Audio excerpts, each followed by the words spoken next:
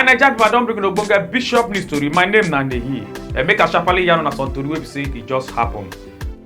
The federal government of Nigeria don come file 24 charges against the former DPC of Ikoloba police wey be Abba Kyari after wey dem discover 14 assets wey be say im get, and the asset na shopping mall, residential estate, polo playground, land and farmland for inside Abuja, Maiduguri and Borno State. Na im get those assets there.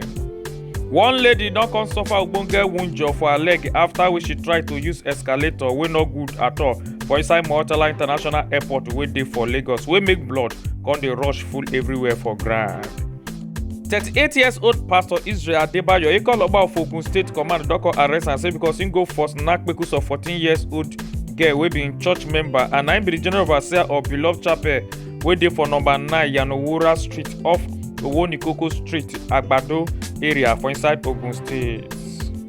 One personnel of Nigerian Security and Civil Defence Corps wey be NSCDC don go beat one woman wey get shop wey her name be Mrs. Joy Owolabi for inside Jos Plateau State, and this kasala happen for inside Nanwa Junction, Abattoir area for inside Jos South Local Government area on Friday, September 2nd, 2022. The operative of National Drug Law Enforcement Agency wey be NDLA don arrest one 38-year-old Abuja businesswoman wey her name be Onyinye Nwoke, say because she go plant cannabis for back of her compound and also she dey sell them, as they come later come uproot about 800 grams of the cannabis seeds, and for inside her backyard na there she plant them on September 4th, 2022. Why did you? What is the motive behind you planting it? Medically approved? By who? No, it was not. It was something I actually browsed, and I just felt if I knew it was not legal to plant like this, I would not do it and expose it. And maybe I would have been doing it in a hidden way, but I also have other things here that I also planted, so I just felt it was okay because I also don't smoke. So, plenty Nigerians don dey hail this taxi driver after when he go return im passenger missing wallet, and the wallet wey be say im forget for inside im taxi, but the man come find am go there 3 times before he come see am come give am back, and the wallet, everything wey dey inside dey very very intact. 2 people don kpai so far for the 7-story building wey be say e fall collapse for inside Lagos, and the story building dey under construction and around that Idowu Oniru Street inside Lagos. Na this gbege happen on Sunday, September 4th, 2022.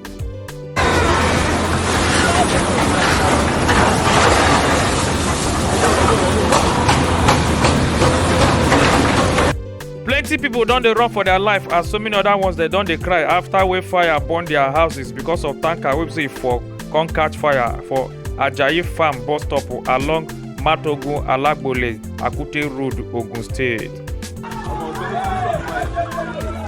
This fucking outbreak. Oh guy, all those guys they judge you to merciless.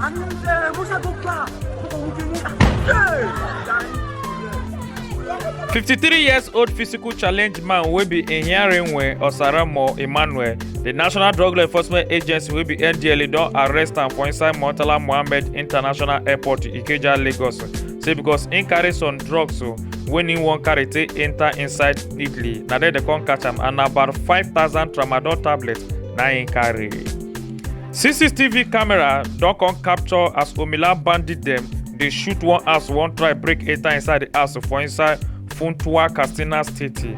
But as at when we dey yarn this story, we not really know if they succeed to kidnap anybody or they kpai anybody wey be say dey inside the house.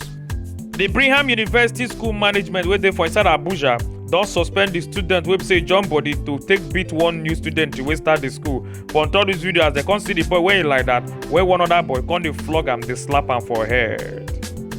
One guy don come show this video of one mama put restaurant wey im go buy food, as the woman come dey use scissors come dey chook inside the food, and Nigeria don dey ask whether na the scissors wey dey chook inside the food na im go make the food taste sweet well well.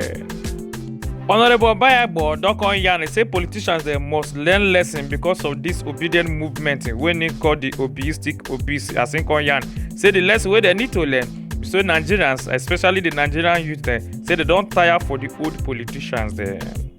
Obedient movement, but which I choose to describe as the emerging and surging political sirocco of obeistic obese.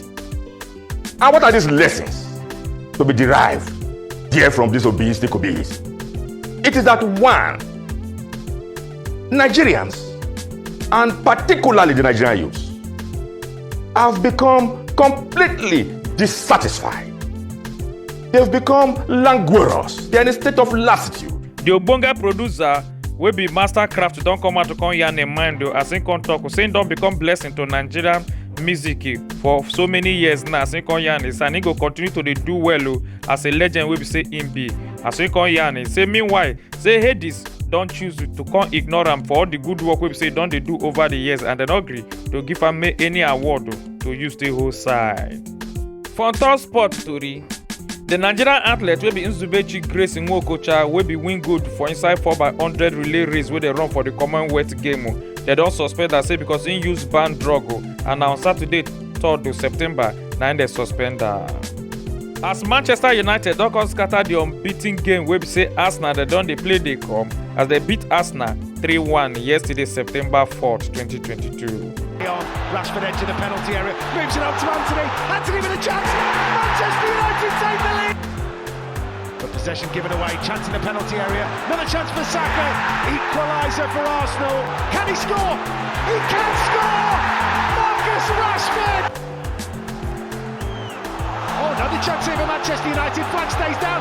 Christian Eriksen in the penalty area. Squares it to Rashford. Oh, Manchester United. Now Bishop News Club. My name is Nanehi. Make una enjoy your day.